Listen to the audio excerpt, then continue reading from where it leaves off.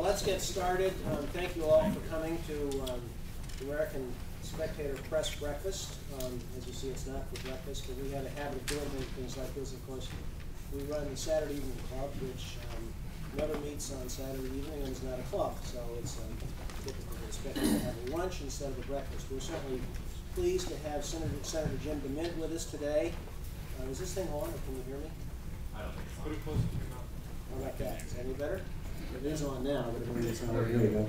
Okay, we're very pleased to have Senator DeMint with us today from South Carolina. The senator was first elected in 2004. He's been a stalwart ever since for conservative causes. He's fought all the good fights, been probably out front more than anybody else in fighting earmarks.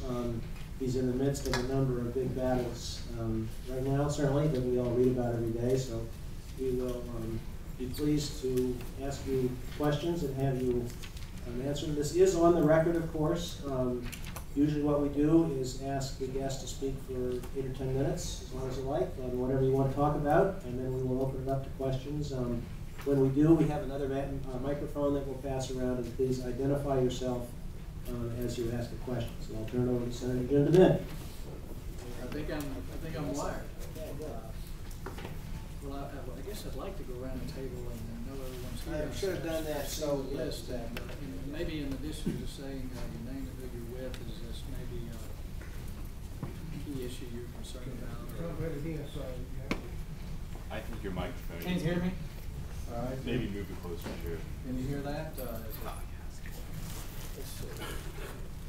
seems to be on. We can't hear. Yeah, just good. Put it up all the way. Even on your tie. On my side. Okay. Can you hear that, or? I don't know. So can you hear? Does it? Yep. You can't hear it? We're good. Sound come out of your chin. Well, why don't we go around and just name and organization and maybe the issue or the question that's on your mind. So maybe when I speak, I can kind of address it. I'm Vlad Pashitsky of the American Spectator. Okay. Brian O'Connell, I'm a research fellow at the American Spectator, and I'm interested in national security and national debt. I'm Johnson Gilbert. I work at Radio Free Europe, Radio Liberty, and I'm in healthcare. Hi, I'm Kristen Pointer. I'm at Roll Call, and just to hear what you have to say about the issues. Hi, I'm Richard Ron. I'm a senior fellow at Cato Institute and an economic columnist for the Washington Times. Taxes, spending, regulation. I'm Jim Pinkerton. I work at Fox News and the New America Foundation. My wife is from Columbia, because that's one reason I'm here. Columbia, South Carolina, that is. And I'm curious who's going to lead the economic conservatives in 2012. I'm Reed Collins. I'm an alumnus of CNN and of CBS, and I write for the American Spectator occasionally. And I'm curious to see what we can do to eventually devise some means of getting along, not getting along with one another, but if we have to, winning one, putting the rest of them down. Something has to happen. You guys we're in chaos. Tom Bethel, senior editor of the American Spectator. I write a monthly column for the magazine. And the question that I particularly wanted to ask you was, what are the prospects for the energy bill in the Senate this year? J.P. Frere, associate editor at the Washington Examiner, as well as a contributing editor to the Spectator, and I'm particularly interested in government waste, stimulus spending gone awry, and general government corruption. Jeffrey Floor, also the Examiner, interested in Sotomayor and a host of other topics. Alexandra Kosuga, also the Washington Examiner, interested in taxes and healthcare. Michael Warren from National Review, and interested in what the Senate Republicans are planning on doing to combat the Democrats' plan for healthcare. Joseph Waller, the American Spectator, and I'm interested in healthcare and spending. Will you tell me if I need to use the big microphone? But this is an array of issues that we'll probably get from a lot of Americans if we ask the same question. To me, what I'm trying to do is connect the dots and find the common denominator between what are the right approaches to solving these problems at the federal level right now. And as a former marketing person, I see this a little differently, I think, than a lot of the politicians and pollsters, but maybe it works out about the same as we need a product to sell as Republicans, and there's a market we need to sell it to. It's a very diverse market that has to be segmented, and we have to understand the different aspects of it. Some of it's geographic, some of it people with different needs and wants. But we have to have a good product, we have to have a message, we have to have a way to communicate it, and we have to have consistent quality with our product. And if we really want to understand what's happening nationally, we have to understand that Republicans had a package that promised certain things. But as Americans opened it up over the last 10 years, what we said was on the package was not inside. It was not in the product. And so this scramble to find who's going to be our new leader, what's our message going to be. As I used to tell a lot of my clients, the quickest way to kill a bad product is to advertise it. And we got to go back to the basics and understand the root causes of where we are. Because we can see more clearly now where the other side really wants to go. During the years that we had the majority and Bush in the White House, I think a lot of people forgot what the real intentions were of the Democrat Party. But today we see it unbridled which direction they're going. Everything is government-centric. Everything is collectivist. I've just put out a book called Saving Freedom because I feel like that's what my mission is in life. And the subtitle is We Can Stop America's Slide into Socialism. And some people say, you can't mention socialism. That's an exaggeration of where we are. But anyone who understands about history knows when the government is in control or owns a large part of your economic sector, that's socialism. And in America today, it would be hard to make an argument that that's not where we either are or we're headed. There are very few areas of the American economy that are not controlled or regulated to a great degree by the federal government. And if we want to understand why we have high unemployment, why we have an economy in decline, if you want to understand the root causes, it goes back to government-centric policies that do not allow free market economic system to work.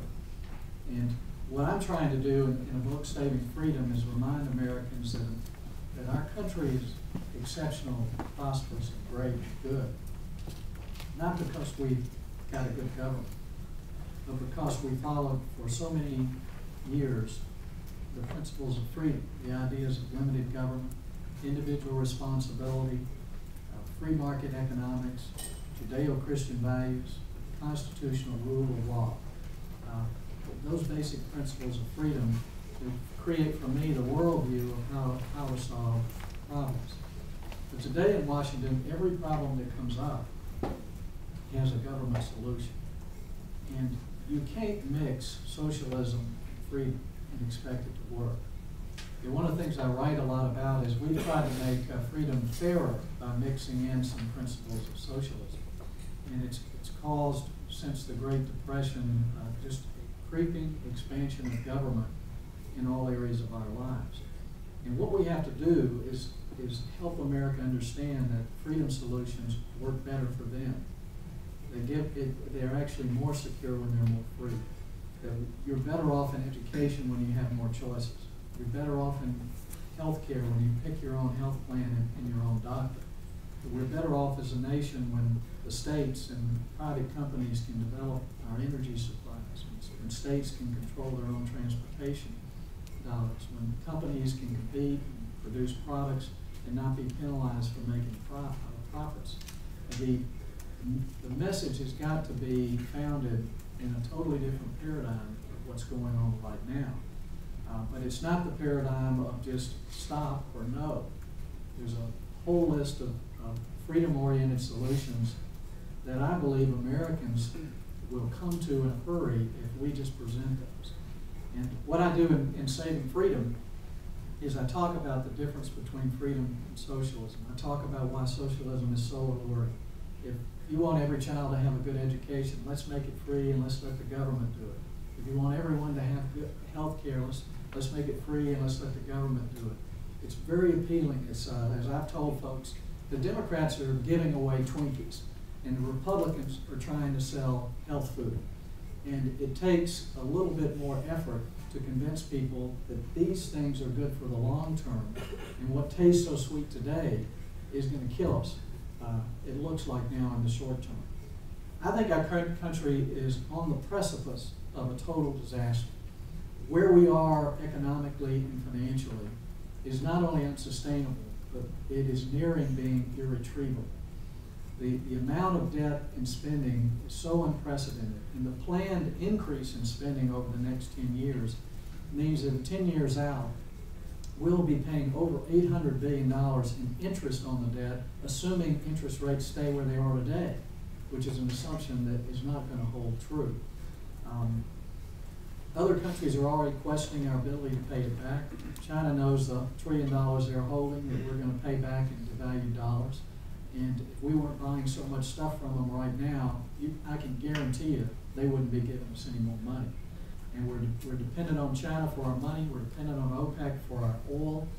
Our allies are starting to wonder if we're going to be there militarily to actually carry through on our commitments because we're cutting the military. You cannot make an objective evaluation of where we are as a country and not believe we're in real trouble. The blame is going from this administration and from the Democrat majority to free markets and greedy capitalists and a lack of regulation and a lack of government. But any fair analysis of our financial situation, you would see at the root cause of these problems, the Federal Reserve, their loose monetary policy, the Fannie Mae and Freddie Mac buying up bad loans and packaging them and selling them all over the world. The free market doesn't take that much risk unless someone's taking it off of their hands. And that's really what has happened here. What we have to do is, as Republicans, is present the ideas, the solutions that contrast where the Democrats are going. Americans are increasingly outraged and alarmed at what we're doing. We don't have to work too hard to present an alternative to a government takeover of health care. But there are too many Republicans I work with just think we need to keep our heads down and wait for the pendulum to swing back our way. And I don't think that's going to happen. I don't think we have time. And there's not a sense of urgency among my colleagues to actually stop the spending. We know the message needs to be stop the spending and borrowing and debt, but there's not a spending program that has come up yet that the Republicans didn't vote for, except the stimulus plan, which we did lose a few Republicans in the Senate. But we've got to take good alternatives out on health care. I presented one a couple of weeks ago, which is pretty simple. If you like what you got, keep it. If you're going to buy more, if you don't get your insurance at work, we'll give you an equivalent tax benefit, which is $5,000 per family, to buy your own health insurance. Heritage Foundation says in 5 years, we'll get 23 million Americans that don't have insurance insured. We do it in half the time. We can pay for it by just rescinding the TARP funds instead of letting them go for some new government program. We can get Americans insured in 5 years without a government takeover. We can do a lot with education by creating more choices. We can expand our energy by giving states more discretion on developing their own energy. All of the solutions are pretty obvious right now. But what I'm challenging Americans, and I've had a chance over the last 2 weeks just promoting Saving Freedom to talk to millions of them, either on radio talk shows or on cable news, just to spread the message out, is we've got to make a decision as a country. Do we want to be more like Europe? Or do we want to be more like the America that became the greatest nation in the world? And we became the greatest nation in the world not because of the good government, not because of our geography, but because of some great ideals and the principles of freedom. And as Republicans, if we don't carry that banner, if if we keep trying to be Democrat-like, if we keep complaining about spending but voting for every earmark that comes through, then we're going to be discredited as we should be.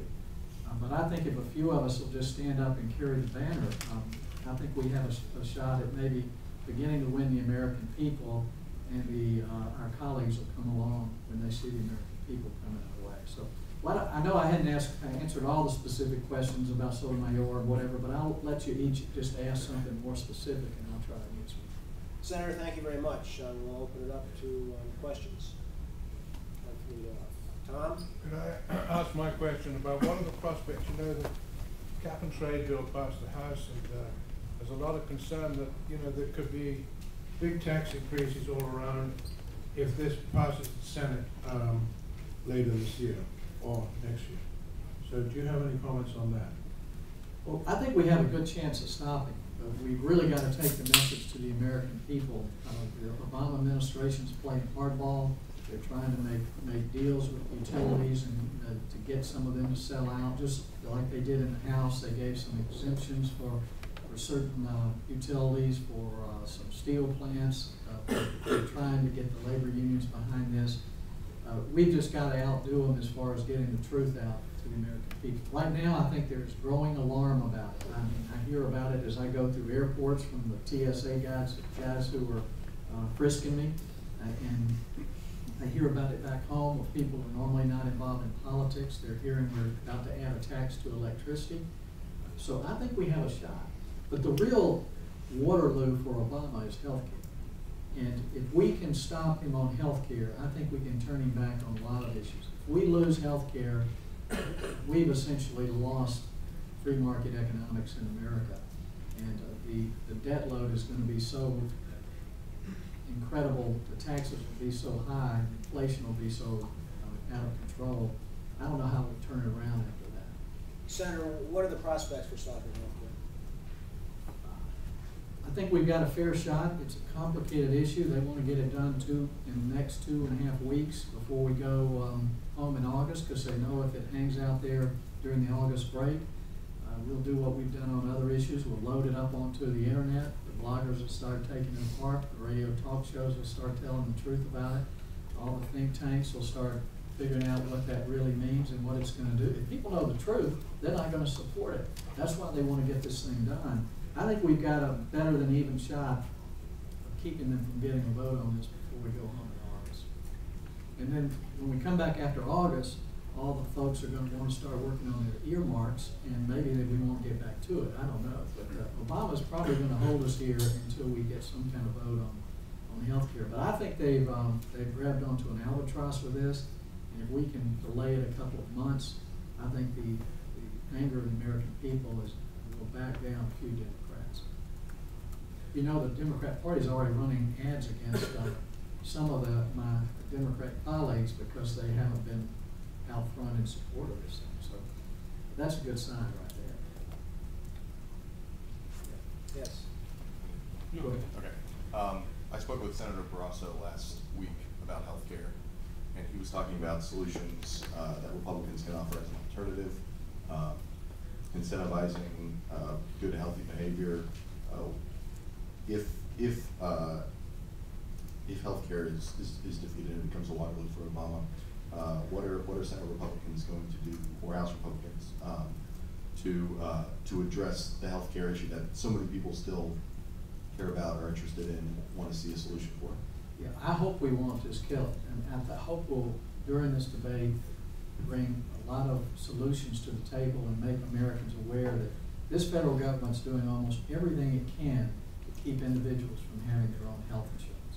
I mean, we don't allow it to be deductible. You can't buy a policy in another state that's less expensive. You can't use money in your own health savings account to pay for a premium. And it's just pretty ridiculous to say we're trying to get people insured when we're doing everything we can to make sure that you don't have insurance. So I hope some of these things like are in my plan. There's some tort reform aspect of it. There's some price disclosure from doctors. But mostly it just says, okay, if we're going to give people a tax benefit if they get it at work, because you give the employer a deduction and you give the employee an exemption from paying any taxes, that equivalent benefit is $5,000 a family or $2,000 an individual. Let's just give them fair treatment and let the market begin to work. So I don't want to walk away from it, and the worst signal we could send as Republicans is that we're just against the Democrat plan, because Americans are concerned about the cost of health insurance and health care. But a lot of that cost is a result of cost shifting from government plans to the private sector right now. And you could lower health insurance premiums by a third if we weren't shifting the cost of Medicare and Medicaid and TRICARE over to the private sector. Yes, sir. Richard? I've been baffled with Charlie Rangel and New York delegation, Chuck Schumer, California delegation, proposing these huge tax increases. I mean, if you total them all on personal income tax, it will hit somewhere between 46, 48%. New York City's got a 12% already income tax, 13%. So you're up 57, 58% marginal income taxes in these places. It's going to kill New York. It's going to kill California. Texas and Florida and Tennessee are going to benefit. I forgot what your marginal rate is in South Carolina, but I think you're in pretty good shape. Yeah, it's not in the middle, 7%. Well, when you're talking to your colleagues sort of on the other side of the aisle in these high-tax states, don't they have any qualms at all about what they're doing?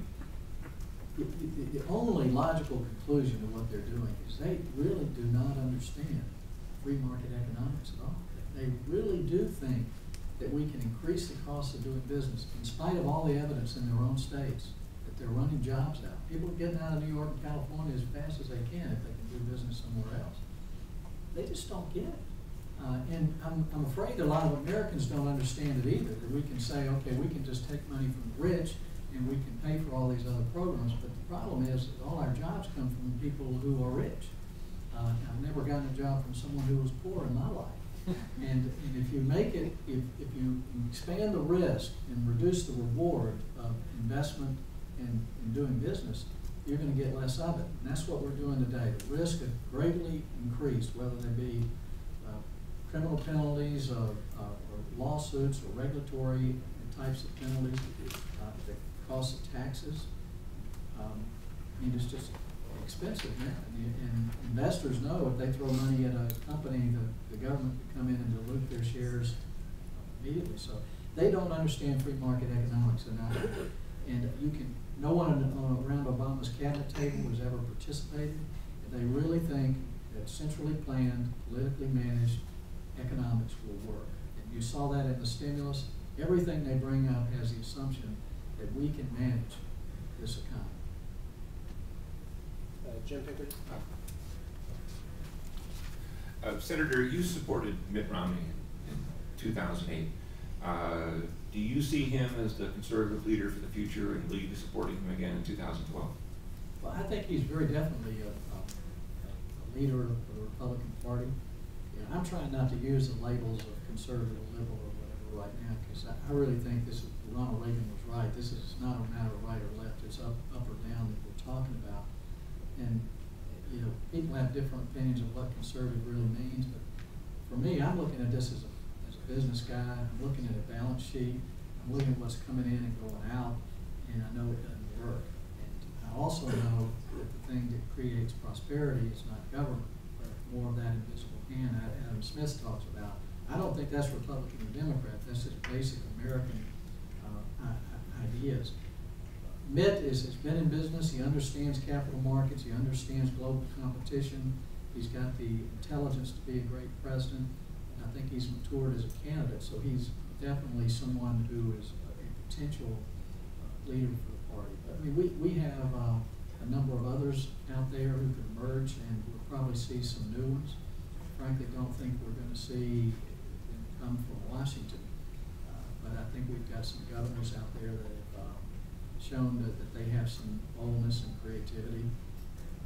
But we'll have leaders. What I want, though, I want the principles first. I want people not to go out there and try to win something based on their personality. But because last election Americans voted with their hearts, we've got to get them to vote with their brains. And if we do, then I think these principles of freedom are going to make a lot more sense. But Mitt's certainly still up close to the top for me. I don't think I quite heard you, though, say whether or not you'd be supporting him in 2012. Well, I don't know that he's running, and but I'm certainly going to look at all the candidates. But key to me is they read my book, Saving Freedom, and they look me in the eye and say, I agree with the principles that you're talking about in the solutions. And I want people to be pretty bold. I think we're talking about a Big Ten idea. Because when we tell people in Maine and South Carolina, we want you to make your own choices about education, about health care. We want you to have more energy supply in your state, to have more independence on issues like transportation. Yeah, that's not a one-size-fits-all, and that gives people in Maine the ability to make different decisions than those in South Carolina. I think that's a bigger tent. But this idea that we've got to fight in Washington to come up with a one-size-fits-all solution that's either conservative or liberal, that doesn't make any sense. And that should not be what the Republican Party's about. So we've got the patient man right behind you with the computer. Let's let him. Well, actually, this sort of speaks to what Richard was talking about. House Democrats are beginning to revolt against the health care bill on account of the tax hikes that might be levied on, that will be levied in the bill against small businesses and families making over $350,000. Does it surprise you that this is happening, that the House Democrats, that the Blue Dogs, these freshmen that rode on Obama's coattails, does it surprise you that they're revolting against this? And are you seeing something similar in the Senate? Do you think that people are responding the same way? I'll believe it when I see it. As yet, Blue Dogs have talked tough, but when it comes to cap and trade, a lot of them voted for it. And that was pretty well choreographed, where they let some of them take a walk, but they had them all in reserve, the ones that had to take a vote, depending on how many Republicans. I'll believe it when I see it, when they vote against an Obama health care plan. But because I really do think they're more afraid of the labor unions, plaintiffs' attorneys who are writing most of this legislation than they are their voters. But the more their voters find out about it, the better chance we have that some of them will walk. But they've got them all over the White House now telling them, what do you need? What do you want? We got to have your vote before you go home in August. And we'll see if any of them have courage. I don't think we have any in the Senate. To follow up on a completely different subject, actually, Honduras. That's not really much of a follow-up. I was just wondering if you had any thoughts on, since you put out your statement on Honduras, if you had any thoughts on how the Obama administration has handled that since then. I think it's been a complete disaster. I think the State Department was poorly informed, and they poorly informed him. This was not a military coup. The military was ordered by the Supreme Court with support of the Congress that was led by the party of Zelaya. The president removed himself from office according to their own constitution when he tried to change the constitution.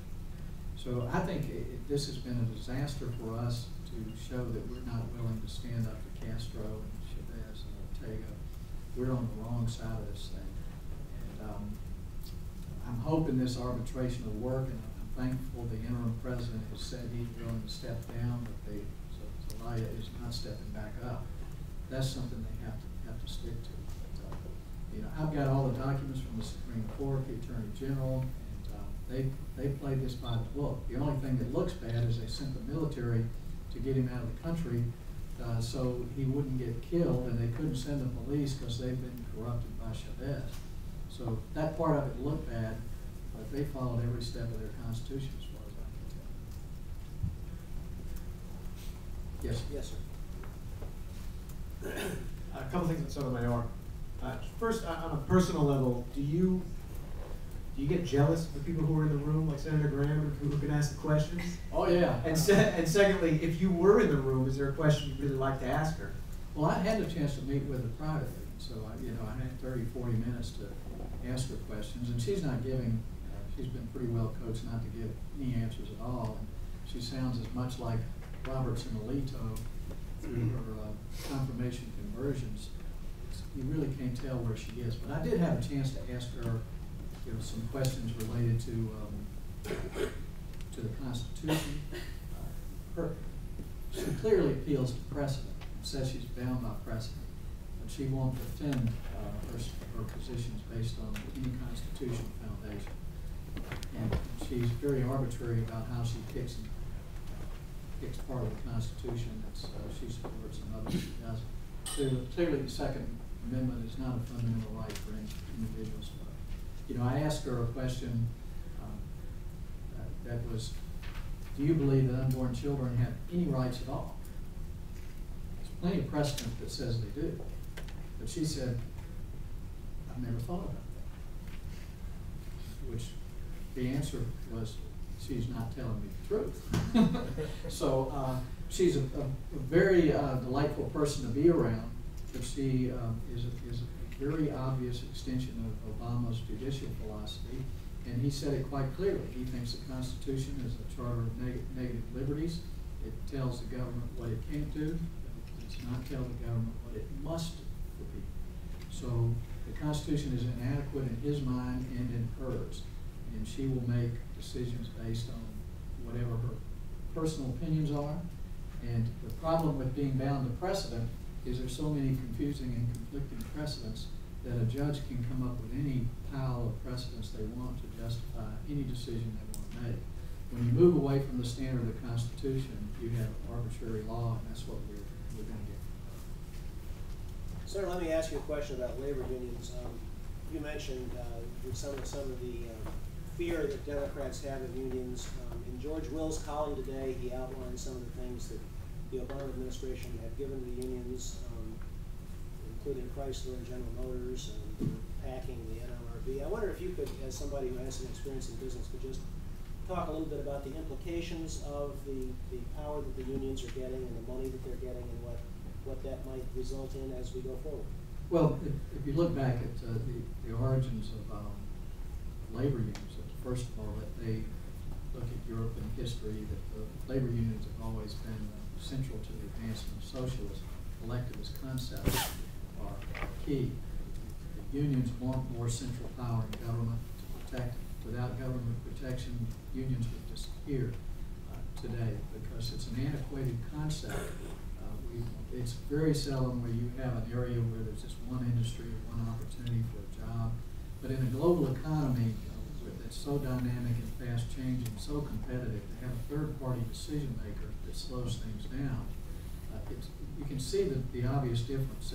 BMW, who's located in my area, sees a change in the market. They'll have a new product coming off the line in 18 months. You know, General Motors introduced the Hummer in the middle of a gas crisis because the lead time. In order to get, they have to go to negotiations with the unions to close the line and start a new one, and all of this. Third-party decision-making doesn't work. And what we need to get across to a lot of small businesses in this country who don't think they're at risk for being unionized, CardCheck would make every little company in this country vulnerable to a quick conversion to unionization. But the unions are the strongest lobby in Washington right now. They control the Democrats almost completely. It is very rare to see a Democrat vote against anything that the unions are behind. And so I think we've got a Democrat Party that's pretty much paralyzed. In some ways that's good because they're more afraid of the unions than they are of their voters. And if Obama keeps pushing the envelope, I think you're going to see some kind of rebellion by the voters before you do from congressmen and senators. Mr. Collins? There we go. What would you say, let's get the thing out of the trenches here for a minute.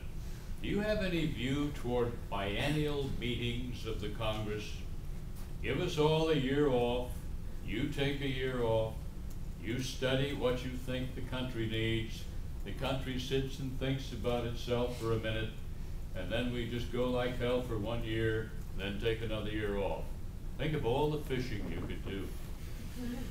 Well, it's a good idea. I mean, I don't think our founders ever intended us to be up here 10, 11 months every year, controlling all aspects of American society. No, it's out of control. Anyone who, and I say this in Saving Freedom, anyone who thinks that we have a constitutional government now is delusional. There is no area of American life people don't feel completely free to develop a piece of legislation. And that is the whole thing here, is good intentions gone amok because they're no longer in the constitutional limits. I'd love to see biannual budgeting. I'd love to see us slow down and focus on just what we're supposed to do constitutionally. But it isn't going to happen until there's some kind of rebellion of the American people, because all the incentives. We could start this afternoon. All the incentives here are to do more things. If you create a new program, spend some money, you have a new constituency.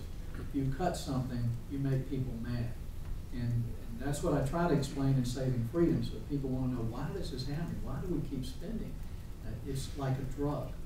And so we're the dealers here in Washington, and the people are more and more dependent on this drug. And what we need is 10 or 20% of Americans who start speaking out, standing up.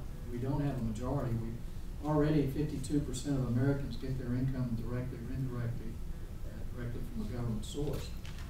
And we're at that tipping point that people have always said, well, once you can vote yourself more money from the government, the democracy fails. We're there unless the Americans stand up and fight back. But I think we've got a lot of good solutions, and I don't want to communicate any kind of doomsday outcome here. But if the American people don't tune in, engage, and stand up, we're in for a big hit. I mean, we're going to fall big time in a very short term. Got one way in the back.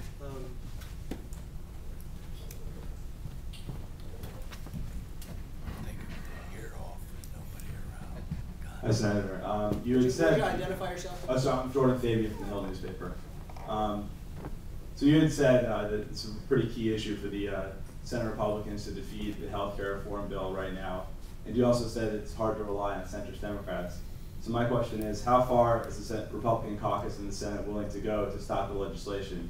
I know with 60 votes the Democrats have, it's hard to do a filibuster, but would you consider a filibuster? And if so, can you identify certain Democrats who would like to cross the aisle with you on that? Well, we're going to do everything we can to keep them from voting on the change of the socialization of 20% of our economy before August. I mean, that's just crazy to take something this complex and try to rush it through in 2.5 weeks. So yeah, I'm going to use anything we can to slow this down so people know what it is. I don't know if we'll get all the Republicans together or the Democrats. The courage is going to come from the outside. And if Americans stand up and express their alarm, you will find Republicans who find their courage, and maybe even some Democrats who are willing to stand up against all the special interests that are pushing it. But it really depends on the American people. Sorry, just follow up. Do you know which Republicans in your caucus would consider crossing to vote for the health care reform bill? I'm not going to say, but you can probably guess. One of them's gone over to the other side now. Yes. About that 60th vote, your new colleague, Senator Franken, just a question about politics really. What do Republicans need to make of Senator Franken? Do they need to take him seriously? Is this this is someone that the Democrats have put on their website as soon as he was sworn in? Is he somebody that you and your Republican colleagues want to take seriously and should take seriously or not? Yeah, well, you got to take every vote seriously, and he is going to be a consistent vote. The whole liberal socialist agenda is going through. I mean, he's not going to break ranks. And so, yeah, it's important. I don't think you're going to see him taking the lead and articulating bold new reform proposals. But he'll fit right in the Senate. He's not someone that needs to needs to be isolated as someone who doesn't really belong in the Senate, or someone who should be targeted in 6 years. Well, it's way too soon for that. We'll see what role he wants to play. But right now, I know he's going to be a solid vote for any big government program.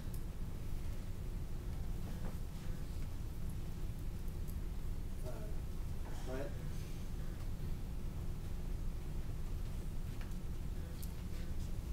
Senator, you mentioned that you don't want the Republican Party to come off as being the party of stop or no.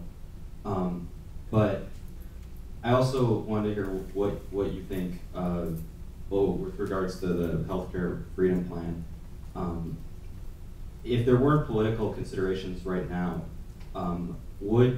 should the Republicans adopt a free market universal healthcare stance, or would it be better to have a real free market system where the government stays out of healthcare entirely?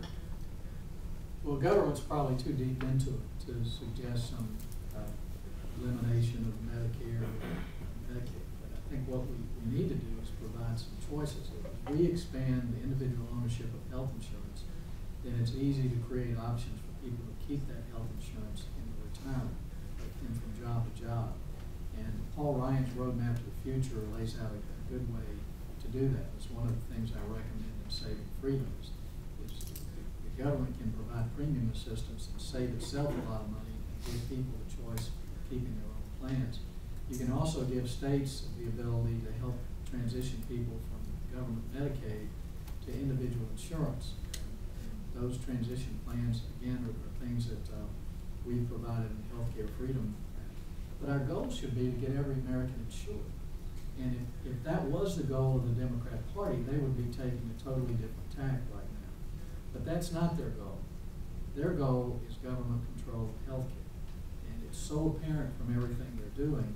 They don't want people to have their own policies. I don't know if it's because they think they're too stupid to have their own policies or can't make their own decisions about healthcare. But they certainly are not trying to help people get health insurance. And that's what we as Republicans need to advocate. Is the more people who have private health insurance, the lower the cost is going to be, particularly if we create more competitive markets. So I think Republicans should advocate, we want every American to have access to a health insurance plan they can afford and own and keep. We don't want anyone to be uninsured, but we certainly don't want to create some government takeover that creates these huge taxes and basically makes it impossible to do business in our country.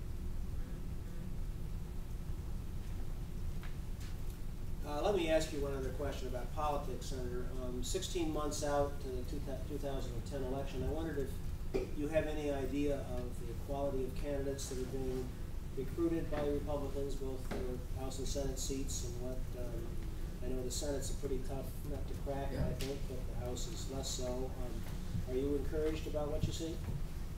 Yes, I am. I think we've got some great candidates out there and some that seem to be in the wings ready to jump. I mean, I'm a big supporter of Pat Toomey in Pennsylvania. I think he may surprise people there because a lot of folks are going to be looking for less government when that next election comes around. You know, we've got a couple of good candidates in Florida. My favorite is Marco Rubio, and hopefully he'll get his voice heard. You know, Mark Kirk announced that he's going to be running, and so I think we've got Rob Portman in Ohio. I think we're going to have a good list of candidates. Jim Cornyn's doing a great job, but I think the key is for Americans to believe once again in the package of Republican and what that means. And I think we're going to have to take some strong stands in the Congress against spending. I think the House Republicans are getting their act together more than the Senate. And maybe the Senate will come around more here, but it's going to take a little more of an outcry from people back home. Tom?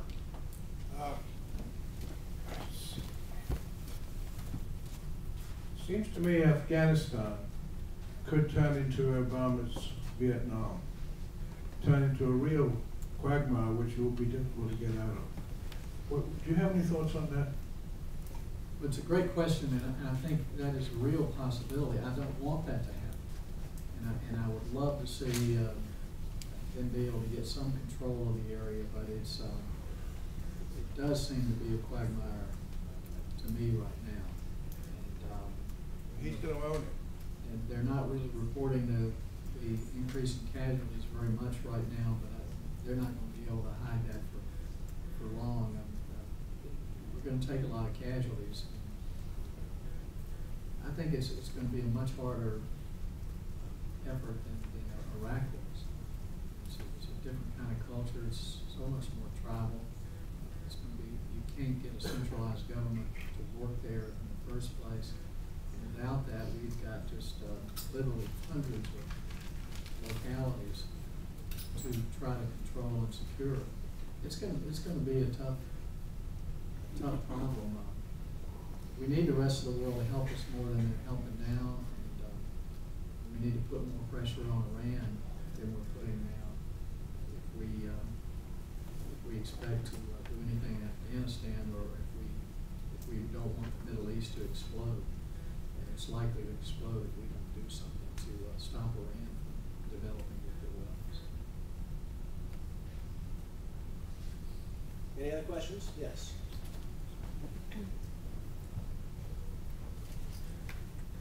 I know in the Florida race, when you endorsed Rubio over Crist, you kind of bucked the GOP establishment, and I'm wondering, do you think that's an important strategy for the GOP going forward, picking candidates that are more conservative and more sticking to the sort of foundation of the party that you were talking about earlier, rather than picking more moderate candidates?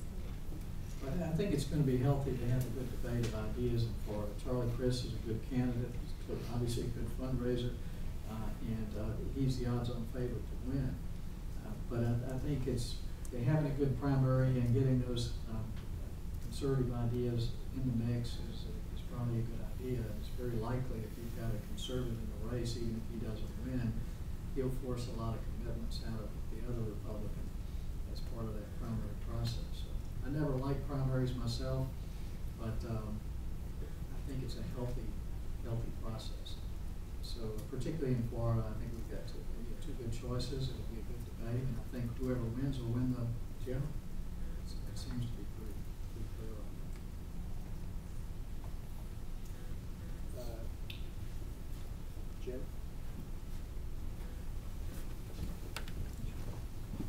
We have time for probably one more question after this. Have you spoken to Governor Sanford in the last few weeks? And if so, what did you and he say to each other? Oh gosh, I thought I could escape. No, I had talked to Mark several times. He's a good friend. I expressed my disappointment to him. I told him I did not think he could lead the state unless he got his family life straightened out, and unless Jenny supported his continuation. He may be able to serve out his term, but it's very unlikely he can really lead our state right now. But the election for the governor is next year, so if he decides to stay, that's likely what's going to happen. Okay, one more question. Richard? I'll follow up with that a little bit. We had Governor Sanford here at a recent breakfast, and I was enthusiastic about having a Republican presidential candidate from South Carolina. And since the governor's taken himself out,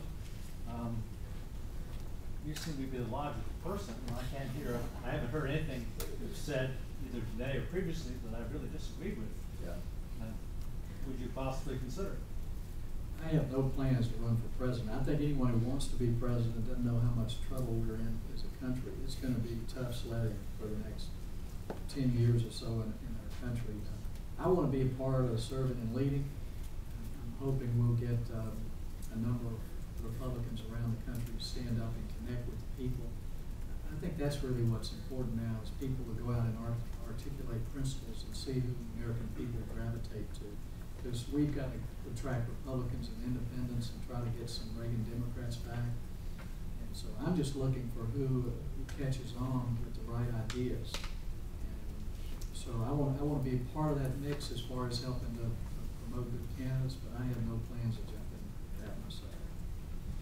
Great. Well, I think that's a wonderful final answer, and thank you very much for being with us. You are a shining light in a dark world, and we hope you'll continue doing what you're doing, and we wish you the best. Well, let me just end with one comment, because what you do in the media is probably more important than what I do. Because I'm convinced that Congress is downstream to the American culture. Unless we get people better informed, more activated, more engaged in what's going on, Congress will, the whole federal government is going to run this country in the ground. So the pen is mightier than the sword, and you guys have it. I guess it's a keyboard now instead of a pen, but I appreciate what you do, and the more we can expand the message, and today a lot of your articles, I know we take them, we send them out to massive email list, so they tend to multiply themselves. But I just appreciate what all of you do. Well, thank you all very much. Good, thanks.